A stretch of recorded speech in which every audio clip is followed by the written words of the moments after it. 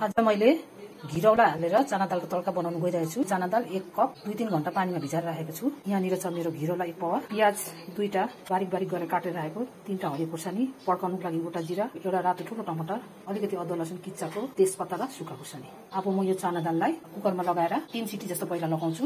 अब मेरो यो चना दाल सिटी अलिक बेसी लगाइछु र अलिक बेसी पाक्यो, त्यसले गर्दा मैले यो पानीबाट तारेर चना दाललाई यहाँ राखेको छु। अब यही पानीमा चाहिँ घिरौलालाई हाल्छु। घिरौलालाई हालेर 1 सिटी लगाउने होला छु। अब मैले प्यानमा तेल हालेको थिएँ, तेल खरियो। अब गोटा जिरा पड्काउँछु। त्यसमा म तेजपत्ता र सुक्खा खुर्सानी 2टा पड्काउँदैछु। अलिकति दालचिनी पनि पड्काउँदैछु र यसलाई अलिकति चलाएर हल्का रातो भए पछाडि अदुवा लसुन जुन चाहिँ पिसा राखेको थिएँ त्यो मैले हालिदिएँ। हल्का ब्राउन गरेर भुट्छु। अब मेरो अदुवा लसुन भुटियो। त्यसमा म अब प्याज काटेर राखेको थिएँ, यो प्याज हाल्दैछु। प्याजलाई पनि एकछिन भुट्छु। प्याज मेरो एकछिन भुटाइ भइसक्यो। त्यसमा म यो काटेर राखेको टमाटर र हरियो खुर्सानी हालिदिँदैछु। टमाटर र हरियो खुर्सानी हालेर एकछिन भुट्छु। त्यसमा अलिकति म 1 चम्चा जिराको डस्ट हाल्दैछु। टमाटर अलिक सफ्ट भयो। त्यसमा म हाल्दैछु जुन चाहिँ चना दाल उसिनेर राखेको थिएँ, यो दाल हालिदिन्छु। हालेर एकछिन चलाउँदैछु।